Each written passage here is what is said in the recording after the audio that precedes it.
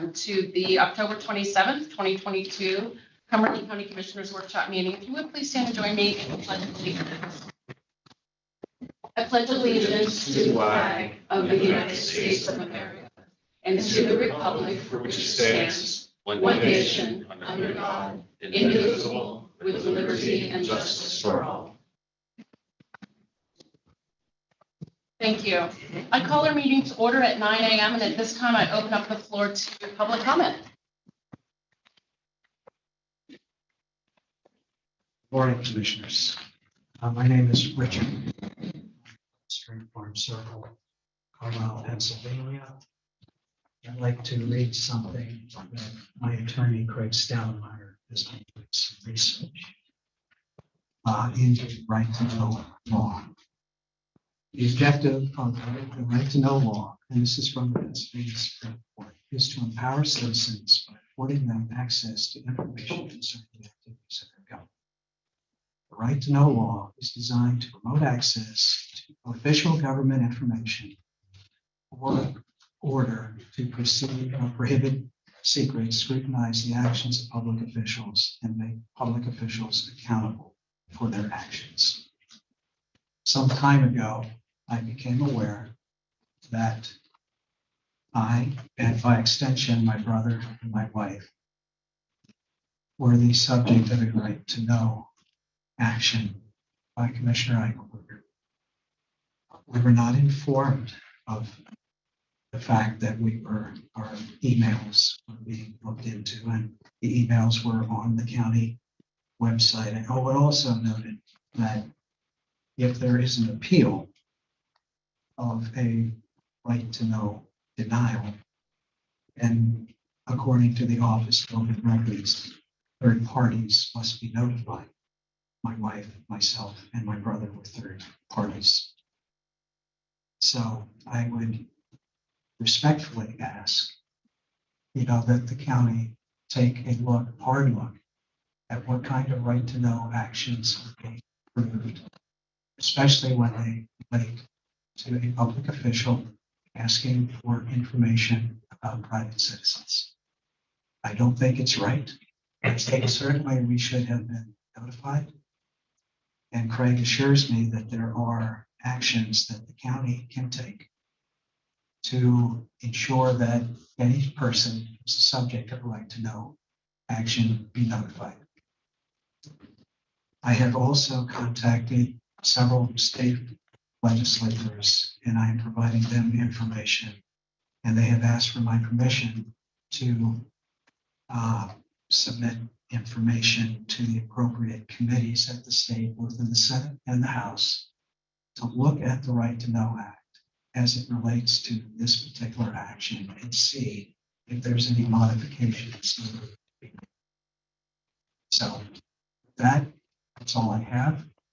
I would hope that the board would engage in a serious conversation about what type of right to know requests are approved and whether or not a private citizen in Cumberland County has the right to know that they are the subject of a right to know. Just as if a private citizen asked their government through a right to know request, the government would know about it, and certainly elected officials would know about it. That wasn't the case here. So elected officials know about a right to know request. Private citizens evidently in our practices do not. And I don't think that's right. That's really all I have to say. I appreciate your time, and I hope you will take it under serious consideration.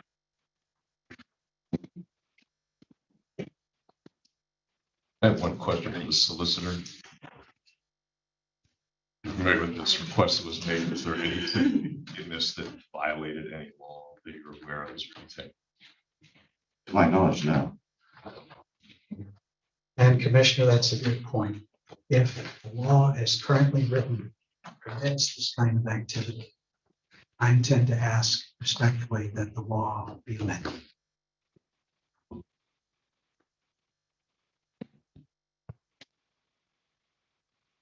Is there anyone else who has a public comment? Does anybody have any questions for me? Rick, what is this a photo of? That's the emails that were turned over to Commissioner Eichelberger from myself, my wife, and my brother.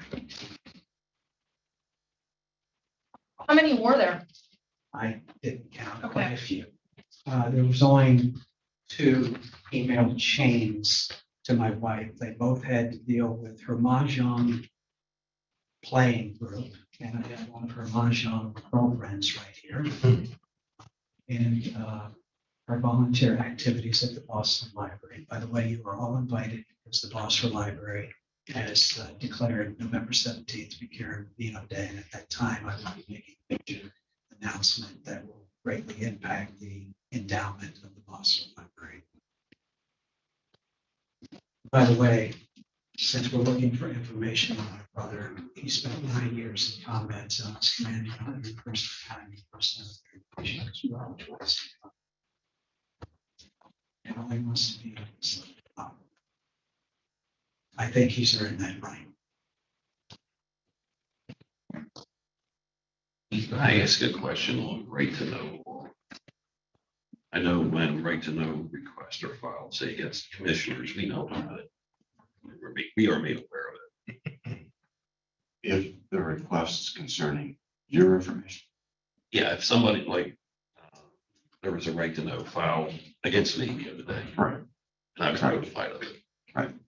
If, for example, citizen A did a right to know on citizen B, and citizen B notified that citizen A filed a right to know request, no, and it's legal for that not to happen. that's correct. There's no required notification unless there's an appeal. And then that information needs to be made available to the third party. I can't tell you how many right to know requests we get a year. They've been handled the same way since the beginning of that law. I understand what he's saying. What he's looking for is a legislative fix. It's not how the request. Anybody in the United States can get a right to know request for emails and documents in this county. I wasn't going to address this directly, and now he's left, but candidly, no one put any request in about his brother or his wife.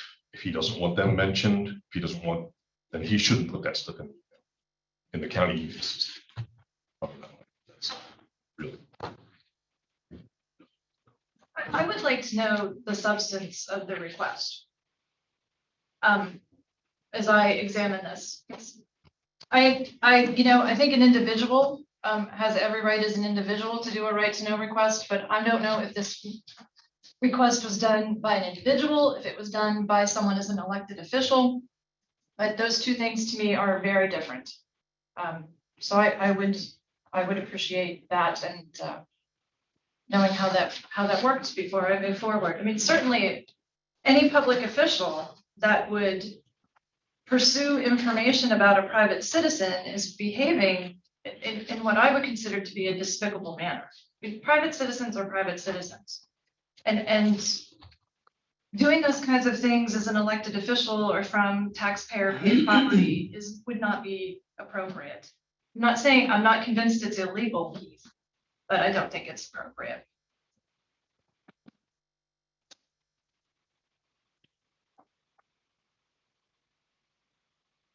Angela, is there anyone on the line that might have public comments? Oh, I'm sorry. Yeah. And then there are 2 people online. Okay. Good morning. Thanks for your time. Mark Goodhart. I reside in Southampton Township. County 321 Walnut Bottom Road, Shippensburg. And I join you this morning to discuss or at least outline topic number 7 on the agenda, which is Agricultural Land Preservation Board reappointment, recommendation and consideration, more specifically for the first name mentioned, Mrs. Phyllis Nye. Living in the Shippensburg area my entire life, the Nye family has been a part of that. A successful business family, well respected, and we appreciate what they bring to our community.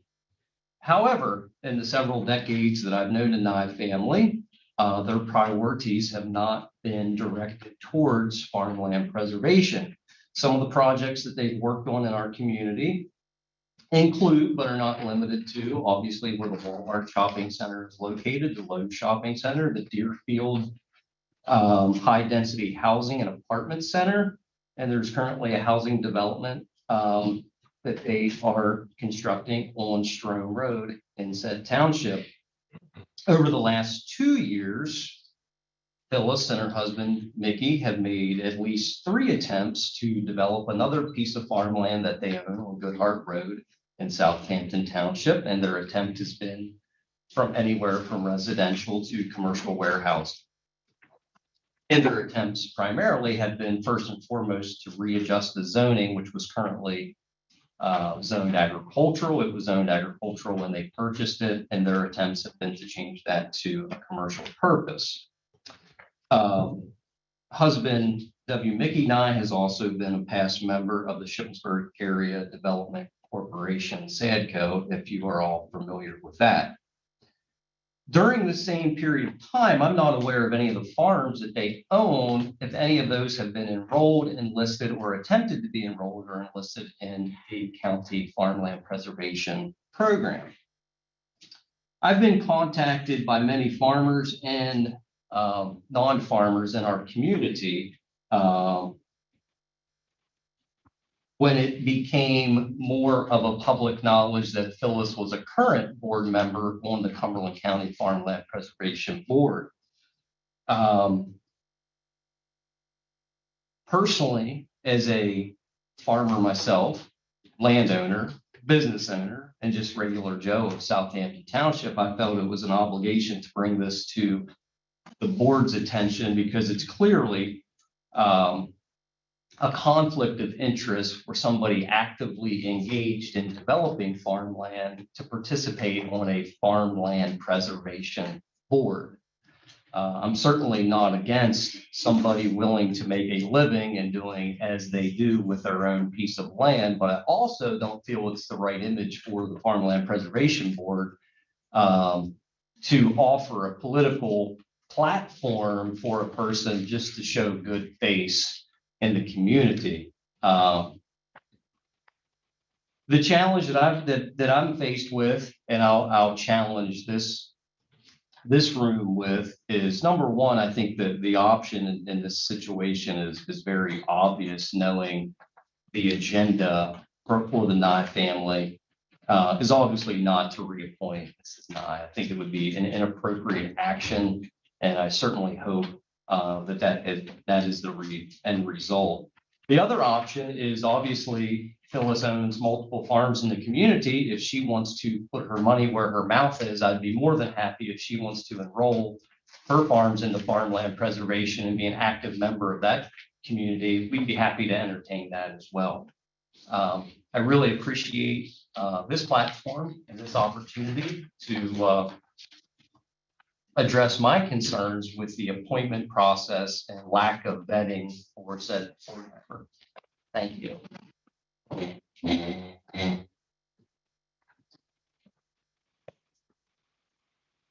Anybody else in the room? Who do we have online, Angela?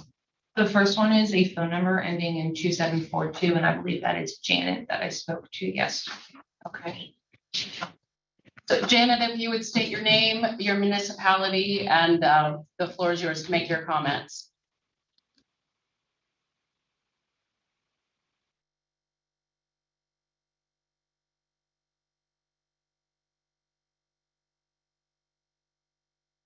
She has permission. She just needs to unmute. So Janet, it looks like you need to unmute and then again, state your name and your municipality.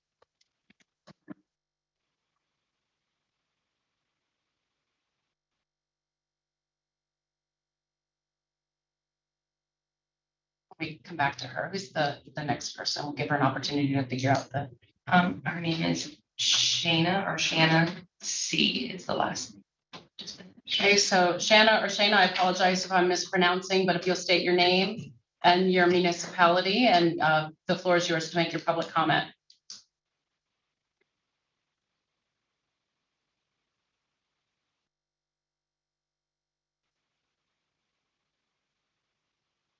Sorry. Can you guys hear me now? Yes, we can. Okay, thank you. My name is Shanna Cowan. I live at 1402 Rittner Highway, Shippensburg, in Southampton Township, Cumberland County.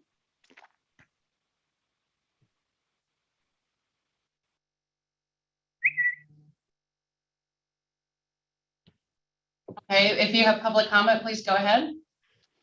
Yep. So I am calling in today to provide feedback and public comment about your agenda item number 7, the discussion of Agriculture Land Preservation Board reappointment recommendations.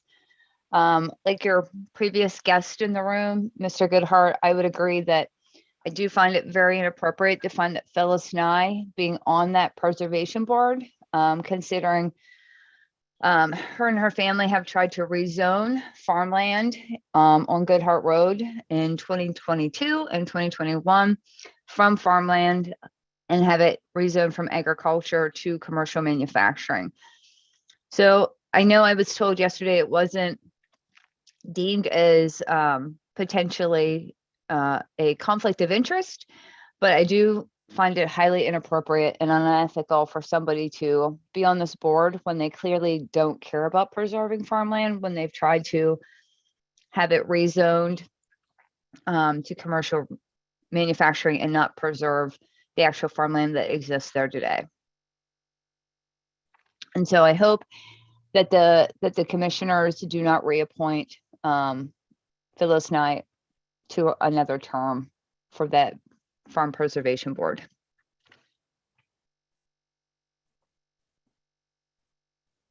Thank you. Thank you. And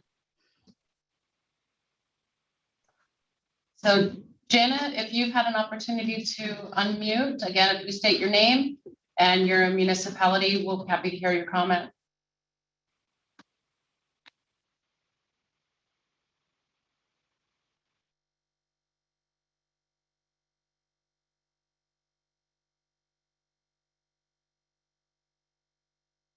Sure, unmute. She has not. It seems she might have stepped away. Maybe we'll put her phone down and stepped away. Solicitor. You can proceed if she comes back in, then I'd recommend that you entertain her comments. All right, so hearing no additional or seeing no one else who wants to make public comment, then we'll move on to agenda item number 3, and that is contracts and grants. And so section 1, existing contracts, contract extensions, or addenda with no additional cost or increase to the county. This is for children and youth, drug and alcohol, IMTO, and MHIDD. Commissioners, do you have any questions about those before we move on? Okay, so moving on then to section 2. These are new contracts, vendor services, grants, and contracts with increases or decreases to the county. And we'll start with children and youth, and Jamie Ryber is joining us by Zoom. Hi, Jamie. Hi, good morning. The first I have is a memorandum of understanding between Cumberland County Children and Youth and Diacon Adoption and Foster Care. And we are asking for action on this today. This is just a memorandum of understanding that outlines the responsibilities of Diacon and Children and Youth in this process. They work with our youth that need homes for adoption and work to find a permanent home for them. The reason we're asking for action today is that they are applying for a grant from the Dave Thomas Foundation. And in order to get as much funding as possible, they need to turn in all of their MOUs with the grant application, and that is due on October 31st. So we're just asking that we can get that signed today and back to them so that they can submit it with their application. The other one I have is Northampton Juvenile Justice Center. That's our detention center that we use very minimally, but we do like to keep them on hand as our detention beds are very short lately. We have a $10 increase from $280 a day to $290 a day. This is below their state maximum, and it's also due to operating expenses, staff retention, and salaries. Any questions for Jamie? All right, thanks, Jamie. So as Jamie noted, the memorandum of understanding with Diacon Adoption and Foster Care, which is for Wendy's Wonderful Kids, that is action requested today. Chief, you don't have a copy of it, but it appears you reviewed it. I did. Okay. That is my signature. Not gonna dispute it. Make a motion that we accept the memorandum of understanding with Diacon Adoption and Foster Care regarding Wendy's Wonderful Kids. I second that motion. Okay, it's moved and seconded. If there's no further questions, all in favor, indicate by saying aye. Aye. Thank you, commissioners. The next item is for the commissioner's office. This is an agreement with the U.S. Treasury. This is for the LATCF, which is the Local Assistance Tribal Consistency Fund grant. This is an additional amount of funding. It will amount to $100,000. $50,000 will be paid to the county in 2022, and an additional $50,000 will be paid to the county in 2023. This is all part of the ongoing ARP monies that are being distributed by the U.S. Treasury. This does, our signature of this grant does not have a due date, but the monies are being released for 2022 as the agreements are submitted, which is why I've asked this to be action requested today as well. Do you have any questions about, and I should also note that the grant monies themselves, they're able to be applied to our regular operating expenses as needed. So I will move to approve the acceptance of the U.S. Treasury Local Assistance Tribal Consistency Fund grant in the amount of $100,000. Second. Okay, it's moved and seconded. No further questions. All in favor indicate by saying aye. Aye. Motion carries. Thank you, commissioners. We'll move on then. Ryan Simon is joining us from Drug and Alcohol. Ryan? Good morning, commissioners. This contract is for one of our staff members who is working on an advanced degree, and she needs to do an internship as part of that degree. And the university is going to allow her to do her internship as part of her employment with us. And so this contract is just working out that relationship. Any questions? Thank you, Ryan. Thank you. Holly Sherman is with us by Zoom as well to discuss the human resources addendum. Hi, Holly. Good morning. Good morning, commissioners. The addendum to BHS is for our wellness program. This is a 3% increase, which equates to about $330 for the year for the employee wellness program for 2023. Any questions for Holly? Okay. Claudia Garner is joining us also by Zoom to discuss the contract for public safety. Hi, Claudia. Good morning, everyone. This is a no-cost mutual aid and memorandum of understanding agreement between us and the Navy Mid-Atlantic region. It's for the interoperable communications, basically the use of each other's radio frequencies. And it's a 5-year agreement to be revisited in 5 years from now.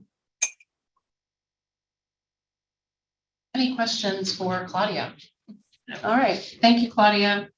The Sheriff's Office has several items on the agenda, and I believe that Sergeant Ward is going to be presenting those, or I was wondering, the sheriff was here and I didn't want to presume. That's okay, thank you. So the first contract that you have is a grant. I pulled out the wrong one because I have 3 here. It's a grant with the Pennsylvania Department of Transportation in the amount of $166,465.12 We're asking for approval to accept the grant. It is a decrease from the previous year's grant due to this being a one-year grant instead of two.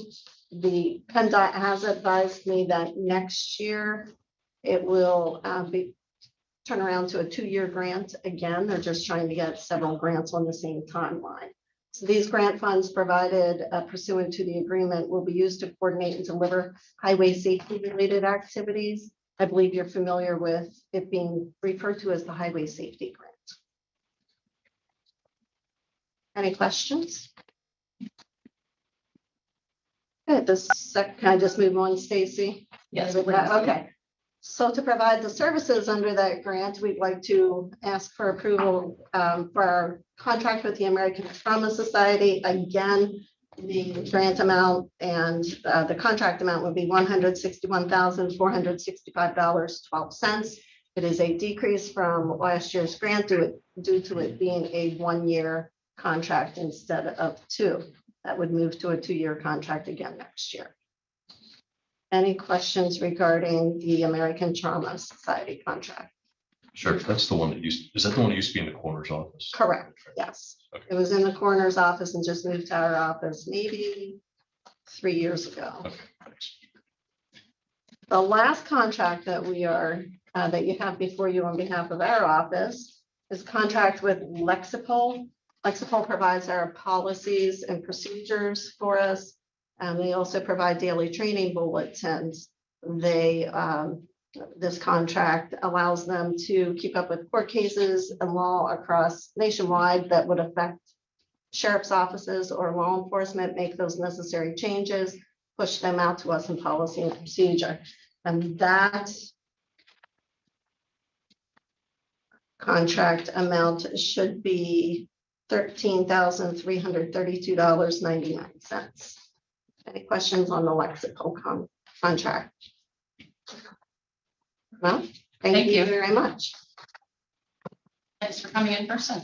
Oh, you're welcome. Okay, so Janet has unmuted. Oh, okay. So we'll take a moment. Janet, did you have public comment to provide? I did. Okay. My name is Janet Alleman. I live at 16 Goodhart Road, Shippensburg, Pennsylvania.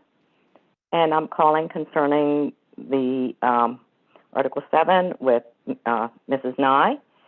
And my concern is the same as Shana and Mr. Goodhart.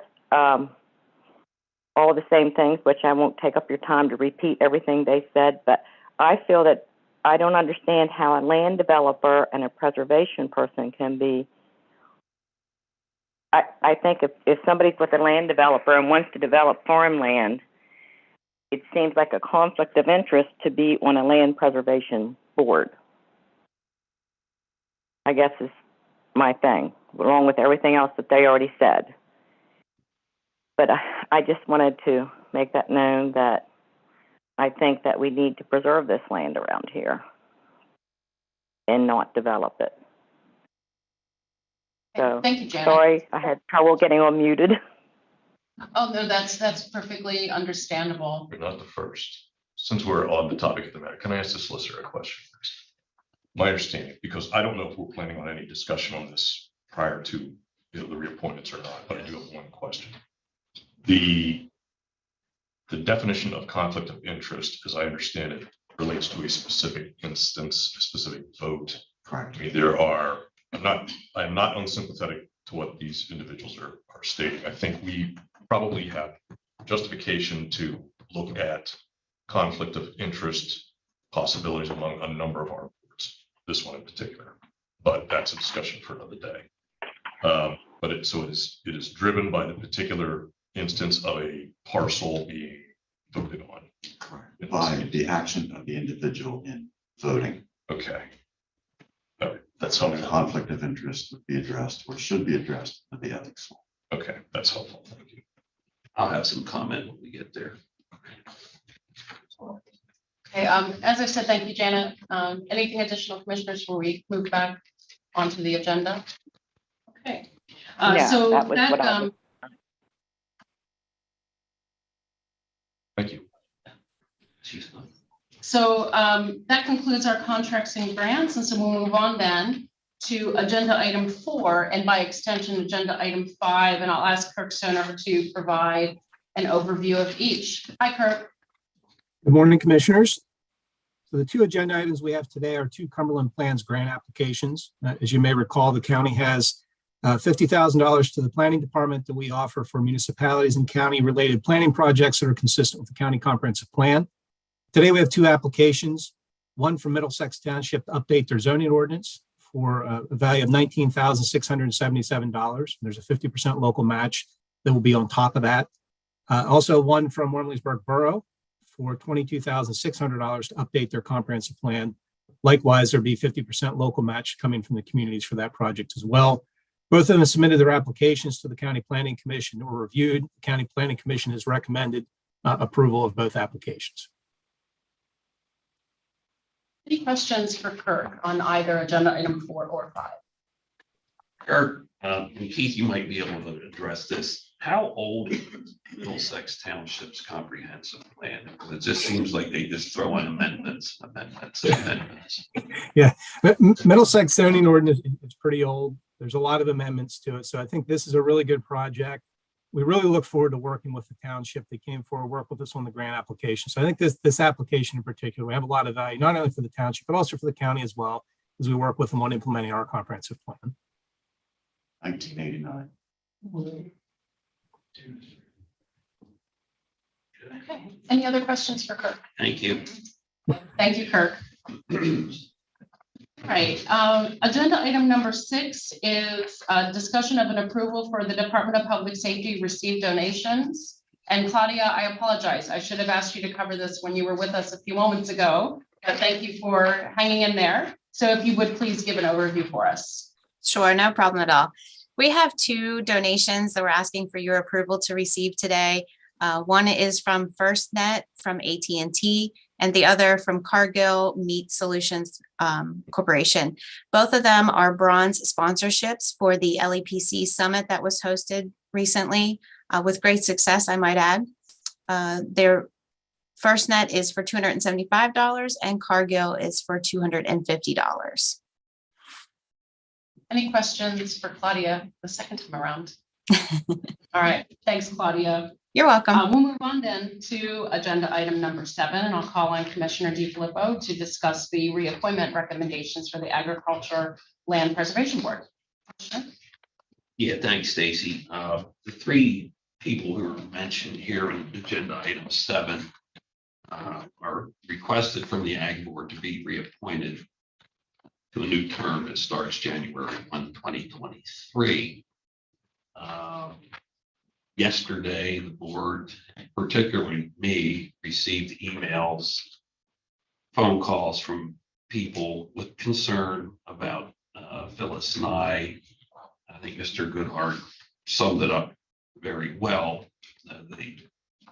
The question, the comment was the same. It seemed to be a conflict of interest. I spoke with Solicitor Brenneman about that. It legally is not a conflict of interest. Is that correct, Keith? That is correct. Making the appointment would not result in that. Yeah, now I truly understand what these folks are saying. The September meeting, September Ag Board meeting questioned Phyllis about this, and her response seemed to be accepted by the majority of the Ag Board. Now, with the recent communications that came through yesterday, I notified the chairman of the board, Diane Stamey, and I told her what was going on. And I told her we will not be voting on this until Monday. And she, in her choice, wanted to reach out to the Ag Board members again. Said, please feel free to do so. You're not obligated to do so. So that's where we're at. At this point, I'm just going to wait to hear back from Diane. We can certainly proceed. I really have no objection at this time, but I want to make sure that the Ag Board is still okay with their recommendation. And if they are, fine with it as well. Any additional questions, commissioners? Keith, I have one question. I think I've asked this before. The folks that we appoint to these boards, are they required to submit the statement of financial interest as are the elected officials? Honestly, I would need to guess on this one, but I believe so. If they operate under the sunshine law, they would all probability be filing ethics act disclosures. Thank you. All right, if there are no additional questions, we'll move on then to agenda item number 8.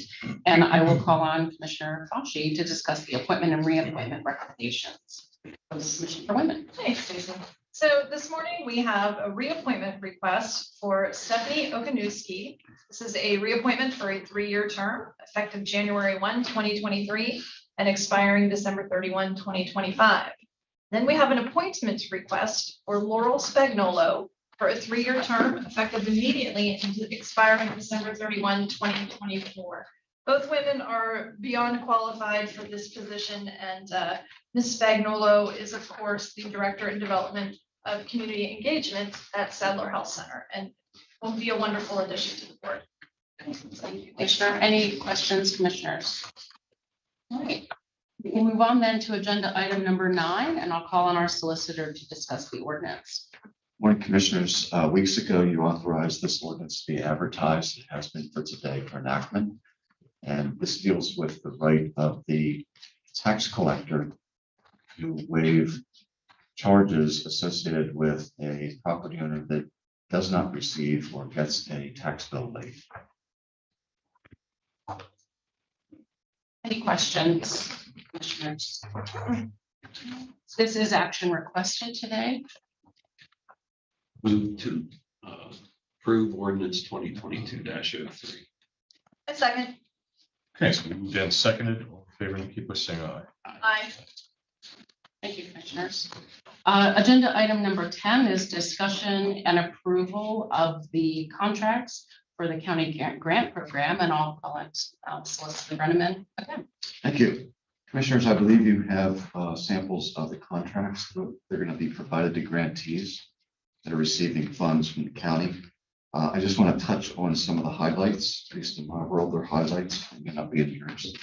But for example, there are conditions that they must meet in order to get the grant, and the grant funds are to be expended by December 1 of 2024. The funds are going to be paid to the grantees on a quarterly basis. They need to submit a quarterly report, whether they're asking for reimbursement or not. And they have to address performance measures that will be approved before the contract is signed. There are some exceptions to getting funds after the expenditure of funds. I think a number of the proposed grantees will be paid upfront. I think they're doing some infrastructure work in particular. I've placed in the agreement itself language that if the grantee fails to carry out the project, does not use all of the funds provided for the project, or improperly uses the grant funds, that the funds will come back to the county. I've also put in the agreement that if they breach the terms of the agreement, under those circumstances, the funds can come back to the county at the county's request, and if necessary, to follow up by appropriate action if that's not done. Exhibit A is a collection of matters that they will need to address as appropriate as they go forward. There are what I call the normal items that are typical to county contracts and even state contracts that deal with non-discrimination, conflicts of interest, and those type of features of contracting with someone in which you have an interest or they have an interest. I have language that addresses additional reporting requirements at the option of the county, in addition to the quarterly reporting that they'll be required to do. If for any reason the county sees a need to get additional information or more periodic reporting, that is an option available to the county to enforce. Also, municipal and school districts that may be grantees, of course, are very well aware, or should be well aware, of the requirements that they have for contracting. So if they need to contract with any party or any person, they have to follow the contracting requirements of their enabling statute, borough code, township code, things like that. Those who are not municipalities or school districts that receive grants, I've placed in some added protection.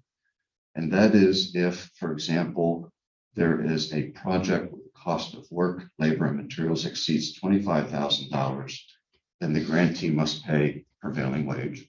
That's public money they're using. That is a normal requirement. I've also added that if the cost of work is between $25,000 and $100,000, they have to obtain, the contractor must provide payment and performance bonds for the benefit of the project being done at a certain level, at 50%, where the cost of work is in excess of 100,000, then those bonds must be at the 100% level. I've also, not required, but strongly suggested that for those contracts that require professional services, that they use the RFP process. The idea is they're not committed to getting the lowest responsible bidder, but it's good to at least have options and that knowing that the funds of the county are being used in an appropriate way. So those are the highlights of the contracts that I prepared. I have to make one or two minor changes. I think I mentioned to you before about certain construction projects being subject to a lien in the amount of the grant for a finite period of time, looking at 5 years, to make sure that they get through the project process and everything is up and running fine. And that way, if something terrible happens, in the meantime, we have a security interest in property. I have a question on this. It may apply to the next one as well. Maybe where I voted against some of these awards, individual payouts. However, this matter strikes me as a administrative matter to ensure that we are complying with all the requirements and ensuring that this is going to protect the county. What's going to protect the county. I'm inclined to vote for this, even though I voted against the projects. Is there any, other than optics, is there any reason that would present an issue? No, not this time. Okay, thank you. Are there any additional questions? Yeah, I would just point out this is an action requested item today. Okay, open to a motion. I will move to approve the contracts for the county grant program as discussed this morning. Second motion. Okay, it's moved and seconded. There's no further questions. Well, all in favor indicate by saying aye. Aye. I am an aye on this. Thank you, commissioners. That takes us then to agenda item number 11, which is closely related to the two sample contracts that our solicitor brought forward, and that is the award letter. So the award letter itself outlines what the awardees will receive, as well as what is required prior to the reimbursement of any funds for the county grant program. And that would include, they will obviously be required to complete their performance measures proposal form. That must be approved by the subject matter experts. And so just to elaborate that for just a moment, our subject matter expert teams will be the individuals who are vetting these quarterly reports as they come in. They will be the ones who approve the performance measures as those performance measures are written. And it will be their job, along with other subject matter experts, whether that be from our facilities department, from related departments that can provide some experience with a specific grant and any of the related materials that are submitted with any of the quarterly reports. So again, they will be the ones that are vetting again the performance measures, as well as the payment processing form and the quarterly progress report.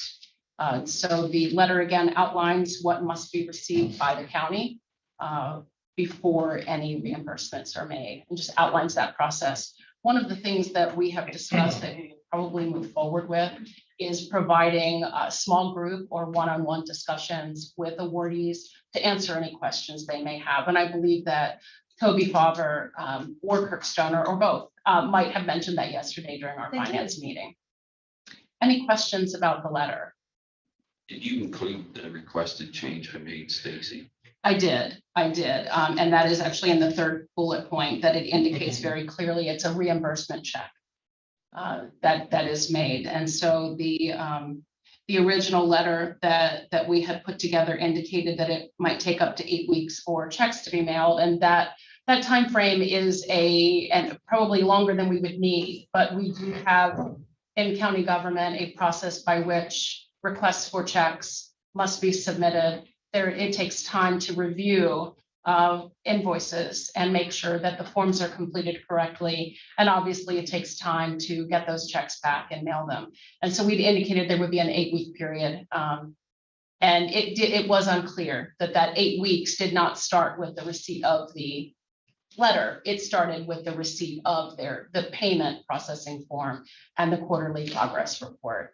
As the solicitor mentioned, there are a handful of projects that we are looking at handling separately. They deal with some of the real estate transactions that a reimbursement request is just not possible. And the solicitor and I have been in discussions about the best way to move forward with providing that payment. Do you have a copy of the revised letter? I'd like to look at it. Colleagues probably. It's making its way to you. I only have a copy. Sorry.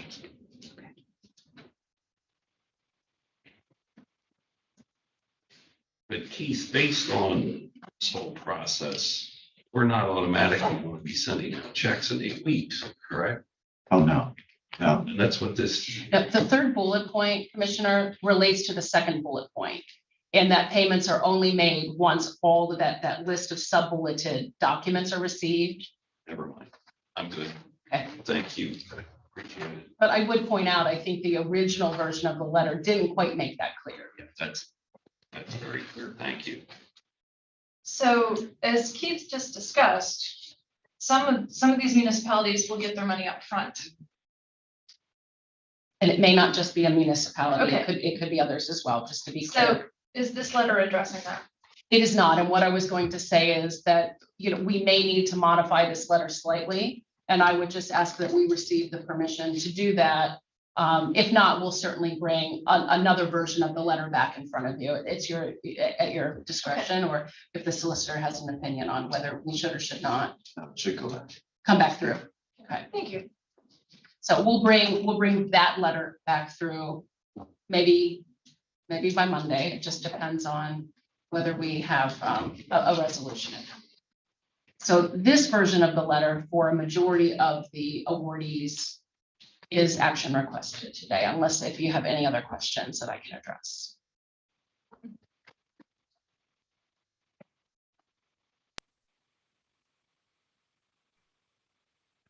I'll make a motion to approve the award letter for the county grant program as revised and presented today.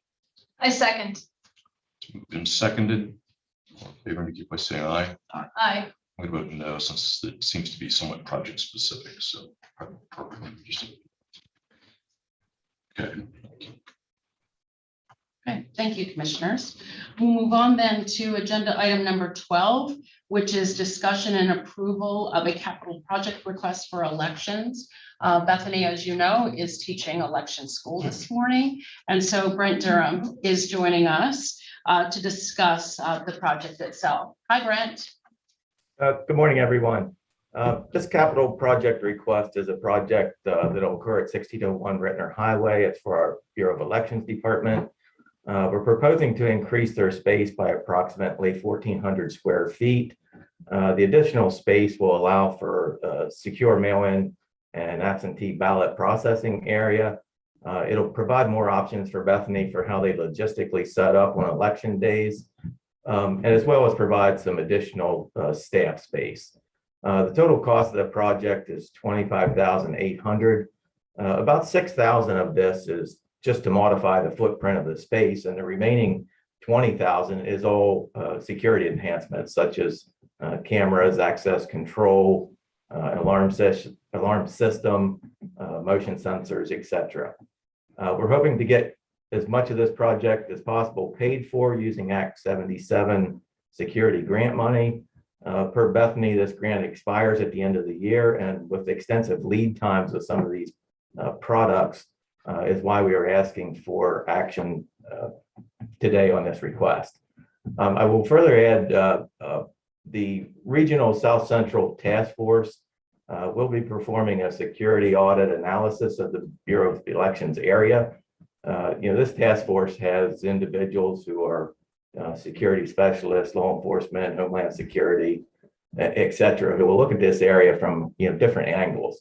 I spoke with Bob Shively yesterday afternoon, and he's asked this group to perform this audit either in December or January for us. So the timing of the audit will be perfect for what we're proposing to do and accomplish with this project. Any questions, commissioners? I will move to approve the capital project request at elections for elections, additional security and space with a total project cost of $25,800. Second. It's moved and seconded. Any further questions? If not, all in favor to keep us saying aye. Aye. Aye. Motion carries. Thank you, commissioners. We'll move on then to agenda item 13, which is commissioners' liaison reports, and I'll begin by calling on Commissioner Engelberger. Okay, number of items. Luckily, in our finance meeting yesterday, Andy Strike was here from MHIDD to present what's probably the biggest issue right now, which is, of course, the funding opportunities to enhance crisis intervention services. I think everybody's received the charts regarding the urgency of the need, the escalating caseloads, and such. So that is on your radar. Just a few other items from this past week's board meeting as updates would be, of course, the staffing crisis among providers continues to be a problem that is not abated. We have one residential home that was closed this past month due to staffing shortages. So it's only one. I guess that counts as good news now. But the providers we're still not accepting any new referrals. The department continues to work with children and youth, and particularly to develop methodology on handling the complex cases that were discussed at former meetings, so that they are better equipped to deal with multi-incidental cases affecting the service provision. So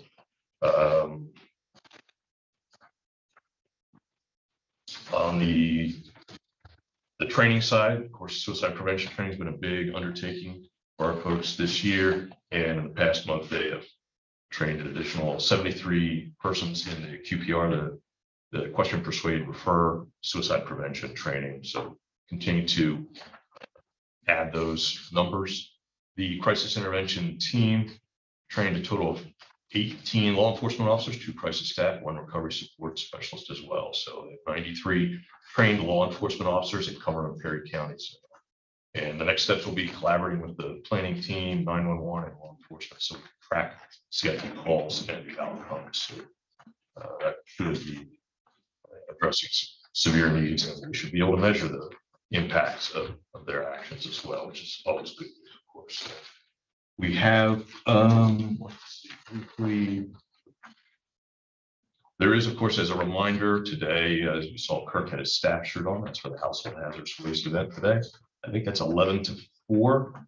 It's the last one for the year out at the Electronic Recycling Center. Always a successful event. We try to stop out a little later, see how they're doing. Public loves that event. Keep getting good feedback on that. So happy to keep that program going. Also a reminder, I think everybody received the notice about the workforce summit that KDIC is putting on November 2nd. And Janet, the Economic Development Director, has forwarded a presentation to, I think all of us got, but I'm not certain. If you don't have it and you want it, just let me know. It's called the Demographic Drought, and it refers to essentially the structural gaps in our population that are aggravating the workplace shortage, worker shortages. So it's it was a book written years ago that said destiny or demographics is destiny. And this is a continuation of that. We need to study what's going on in our population, understand why we're suffering worker shortages, possible solutions to that would be. Looks like it's going to be a pretty interesting session. It's from 8 to about 11:30, I believe. So worthwhile. We did also have I attended meetings virtually for two of my two CCAP committees, the Academy for Excellence. A lot of that programs continue to roll forward. We've seen some good use of that in our own county here. So that is mostly housekeeping, periodic look on how can we improve it. Right now, they're rolling forward with next year's program. The greater discussion took place in the CCAP County Governance Committee, which is essentially the highest committee until you get to the executive committee, where decisions are made. So a lot of the issues funnel up to county governance. I just want to give you a quick overview on the issues that have been identified and are going to be coming before the membership of CCAP, which is all of us. Prevailing wage continues to be an issue that vexes a lot of the counties, and they're continue to try to address that. Interestingly enough, there's a lot of attention on right to know law reform.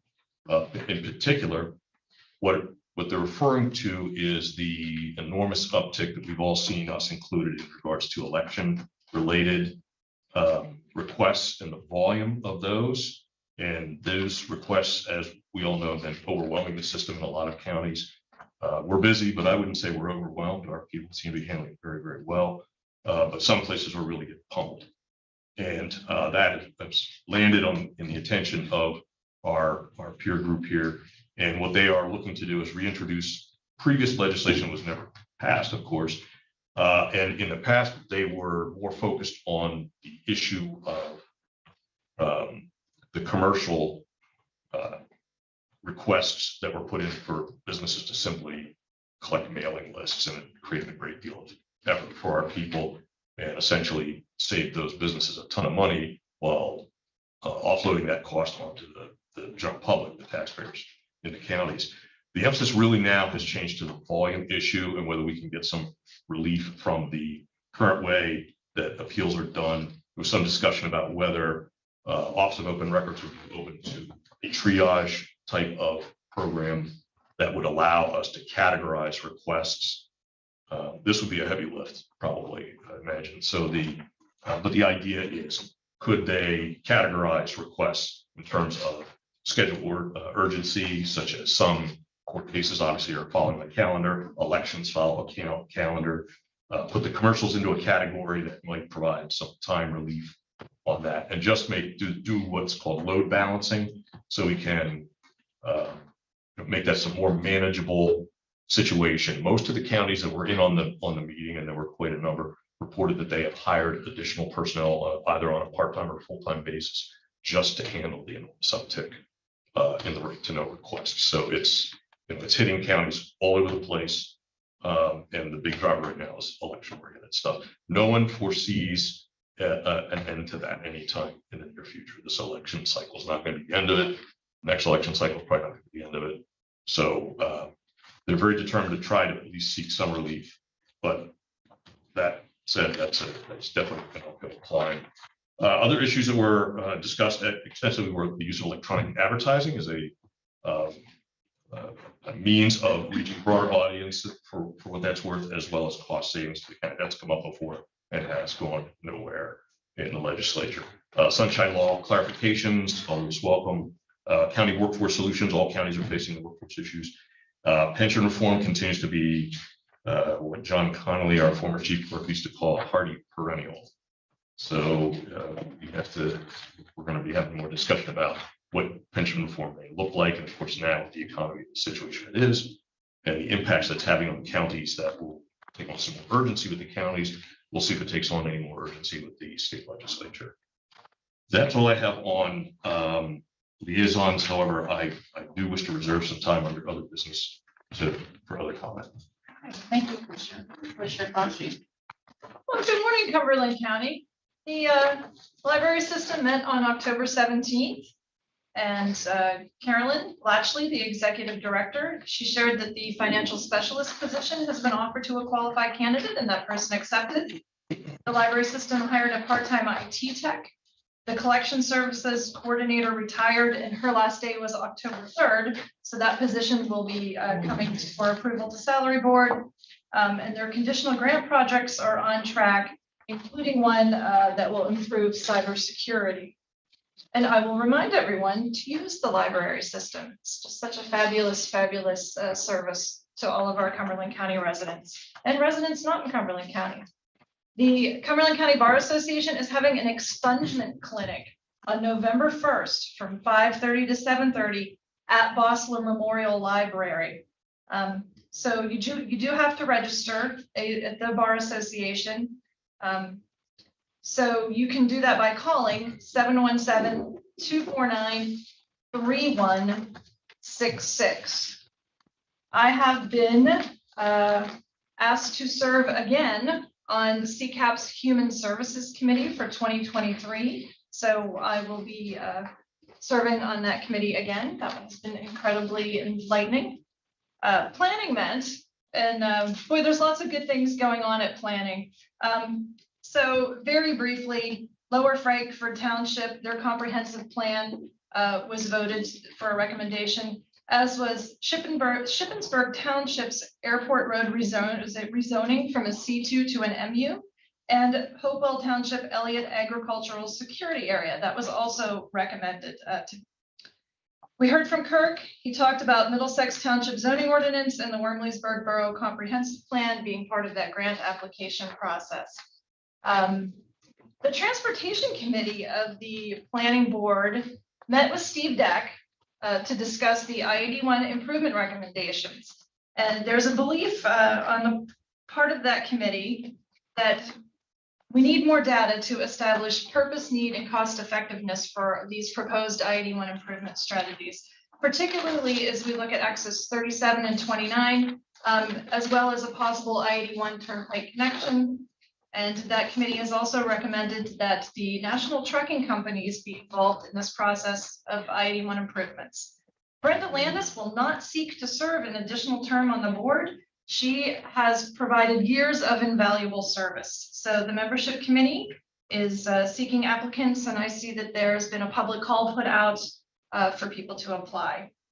There's year-to-date growth in the county. In 2022, we've gained over 2,000 residential units, which is the second highest growth we've seen in 10 years. In 2021, we had 1,609 additional residential units. And that is my update. Thank you. Thank you, Commissioner. Commissioner DiFilippo. Yes, the Housing Redevelopment Authority met on October the 20th. There's going to be a second landlord outreach event scheduled for November 3rd at Isaacs in Ross Mooring. The small landlord revolving loan program was launched and it's already receiving multiple inquiries. And the Community Partners for Change will be transiting out of the Housing Development Authority on November 1. Regarding blighted properties, moving multiple properties through the process. The next meeting of the Blighted Property Board is in November. East Penn is working on a project to remove blight and establish a public facility. Conservation District met on October the 25th. Update on the recent golf event netted $5,800, which will go to scholarships. There were 106 players and 25 sponsors. Bids were approved for 2 more conservation excellence grants. One is for Dickinson College Farm Project and one for Weary Real Estate LLC. Funding for these grants comes from the state, and we have been allotted quite a bit of money for these projects. Was fortunate to attend a farm tour of the Paul McNamara Farm, which is in North Middleton Township. It's known as the St. Anne's Cattle Company. And on display was a new roof heavy use area, which was done by proceeds from these grants. And these structures enable runoff of manure, pesticides, et cetera, not to enter our waterways. This is a key and integral part of Chesapeake Bay program.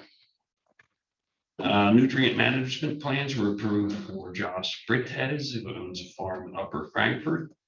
Also approvals were given for Locust Grove Farms in Penn Township and Mount Rock Dairy in West End. The Conservation District Board made a recommendation, which will be coming to us, Board of Commissioners, to extend contract for engineering services to Ken Wolf. Ken's been very instrumental in the engineering of these new structures to help farmers reach and achieve best management practices.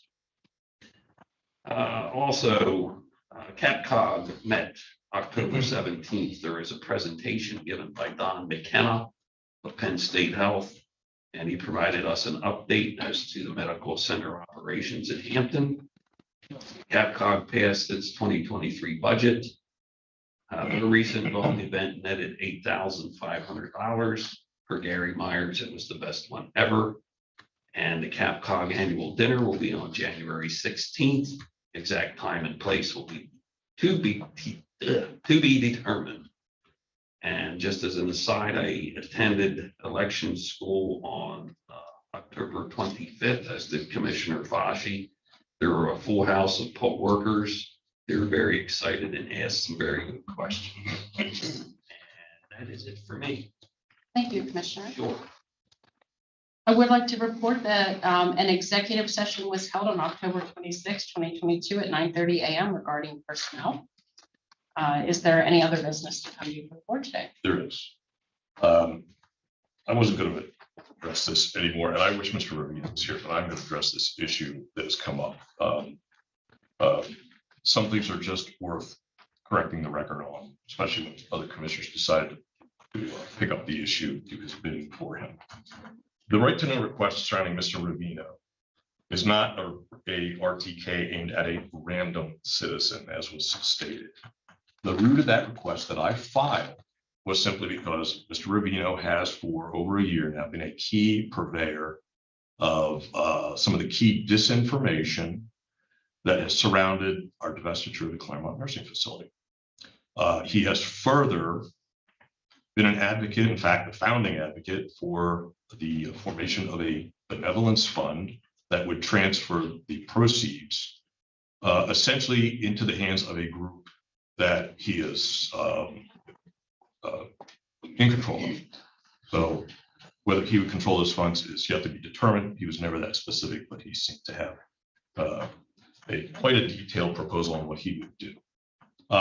He has in that time, both of those issues, the divestiture itself and the benevolence fund, has engaged in an ongoing effort to influence a public decision. That makes him very relevant to his interaction on the county email system. Okay. As I stated before, if he doesn't want his brother and his wife brought into it, he should keep them out of his emails. Which brings me to the second point. The reason those show up is because Mr. Ravino, I think this is an issue the board may need to take up for discussion. Mr. Ravino has essentially created a situation through his chairmanship of this conservation coalition of using the county planning office almost as an extension of his own personal activities. And that is included, those are some of the emails, that includes the distribution of campaign fundraising material for candidates. Now, those don't necessarily come from him, but it is it's not a listserv, but it goes out to the entire group, and that group's all emails, all responses are funneled through county planning to the county's email system and distributed. I think there are serious questions about the appropriateness of some of those materials going out in that format. And frankly, the fact that he is on more than one occasion directed staff of the planning office essentially to function as his personal secretaries. So I think that's a situation that may be worth looking at. I just have one other, item that's worth noting here. I find it very interesting the word despicable was used in terms of this right to know. Number one, because I object. You can't object. I have the floor. I have the floor. You did use the term. So I did not use despicable in terms of you. You said I an said it elected would be official. despicable for any elected official to use their taxpayer-provided email address or equipment to go after a private citizen. That's what I said. That certainly implies that that's the situation that exists You here. are so- using generalities today Well, there's the reasonable with man. no proof. Where is your proof about all these things you said? You use generalities all the time, and we all know that you are Okay, gearing well, up let me for an finish, if you would allow me to finish, because I do have the You are floor. gearing up for an election season, and that is what is going on here. That is exactly what's going on here. Poking at me. Thank you, thank poking you, at me. thank Come a you little for closer. admitting it. You So are gearing here's the up for an thing. election system, I and have you the are floor. using I have the floor, I have the divisive floor. statements and lies to push your agenda forward. These are not lies. Divisive statements and lies to push your You agenda love to forward. shout people down, We don't you? have I every am- one of those I am- emails and that right to know. That's exactly right, And I you am do. in favor of putting them out to the public because it will prove that And- most of what you said And Rick today Ravino is the one false. saying that he does not. What I'm saying is, Most of what you said today That is was not- false. I'm- Let's get them out in the public. Let's get them out in okay, the public. you're Let's doing get 'em out in the Rick's public. bidding for him, I'm not which doing we would any of expect. Rick's bidding. I'm just not sitting here letting You're it lie. absolutely, so this is, That's what's going on. but you're afraid to let me speak. I'm not You are afraid. to- I'm going to but you stop shout you me down. every time you lie. Every time you lie. We're gonna do it forever. We're gonna do it until You know, I'm not here anymore. Very typical. Every time. I will everything- stop you every time You you lie. project your own behavior on everybody else. I Every think that's. time you lie. So here's Every the, time. the emails are there. They are in writing. Put in You the can file. look at them. And I've talked to the solicitor about this, about the use of the county planning offices as a means for Rick to push his agenda. Now, granted, I've talked to Kirk about it too. The Conservation Collaborative, I believe, is a good organization at heart. I think Rick's leadership of it is subject to question, but that's just my personal opinion. However, what is not my personal opinion is the appropriateness of Rick having essentially directional power over county staff. I think if you look at the emails, you will see that, to their credit, staff did push back on several of those. It's in black and white, okay? Put them out. So they're there. Release them They're today. there. Put 'em Well, out. are Give it to you Charlie. gonna give Rick his, You have the you right want to know Rick's request. Give it to brothers? Charlie. you want Rick's brother's case to be It was out part of there? the right Because to know that's what he's request, wasn't complaining it? about. You requested everything. What I requested was to Give it to know Charlie. and what it emails are firms it flowing up. in and out of It this will clear building your name. from the You give name it to Charlie. Rubino. He can petition for them. Rick petitioned for them, he got them. I'd give them He to can Charlie petition for today them. if I wanted to clear my name. There's no name clearing to go on here. Let me address this last segment of despicable. We have all this discussion today about the rising level of threats against elected officials. There is a file in the district attorney's office right now that includes a death threat against me that I received probably, I guess, 8 to 10 years ago. That death threat came from Claremont Nursing Home, handled by 3 people. It's on file. It was generated, from what we can tell, by individuals in immediate response to the fact that Mr. Ravino trespassed on county property, the nursing home, went into individuals' rooms, told them stories that Eichelberger was going to personally wheel you out to the street when he closes this place down. He was there, by the way, campaigning on behalf of Commissioner DiFilippo. So I, at the time, asked for an admonishment by the board of Mr. Ravino for his despicable actions, and I was turned down. So I think if we're going to talk about despicable, maybe we need to have some sense of proportionality on it. And the fact that Mr. Ravino also recently cost this county a great deal of money by what a lot of people considered perjuring himself on a deposition in regards to a case with the former administrator, who he was very close with, I think makes him very much a public figure and a person who needs to understand that he's not above the law and the rules apply to him as much as they apply to everyone else. I've said my piece, it's on the record now.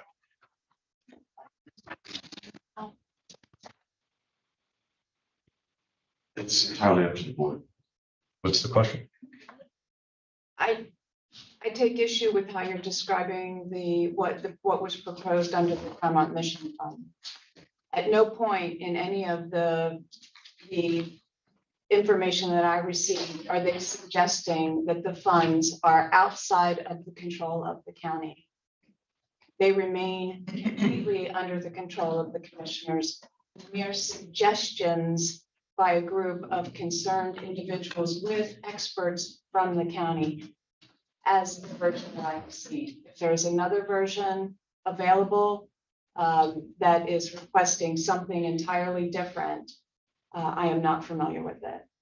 Yeah, the original proposal differed from that considerably. I think that's a general statement and I'd like to see some proof on it. That's a general statement. I'd like to see some proof on it. It goes against everything that they've presented, that I've watched them present and that I've read. Well, So if that has happened, I'd like to have the information that you are basing that on.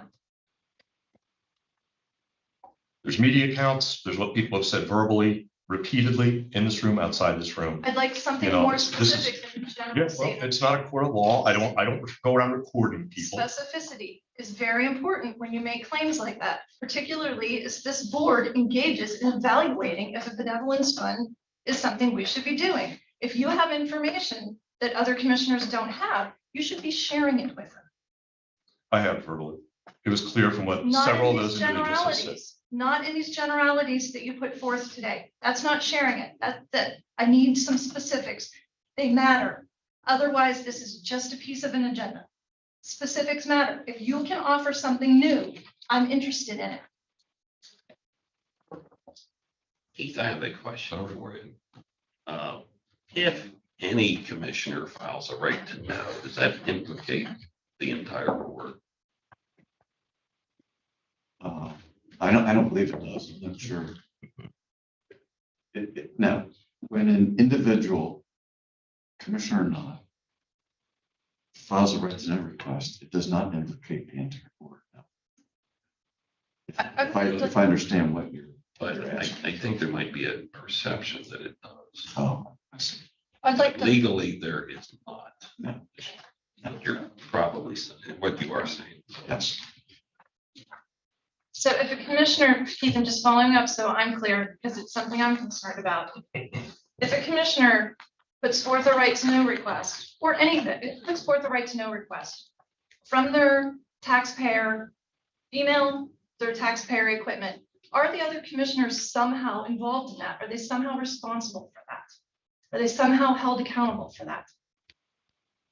Okay, thank you.